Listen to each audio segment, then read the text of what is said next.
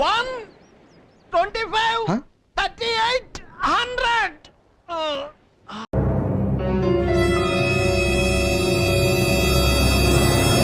ఏంటి అలగెత్తేసాడు? వీటిలో అంత తేలికుంటాయా? రా ట్రై చేద్దాం.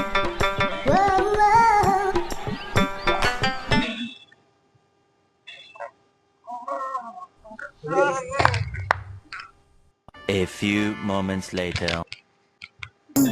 ఏం బ్రో నడుము పడేసిందా? అవును బ్రో. రావట్లేదా? బ్రో నవడు ఇవ్వకపోమన్నాడు.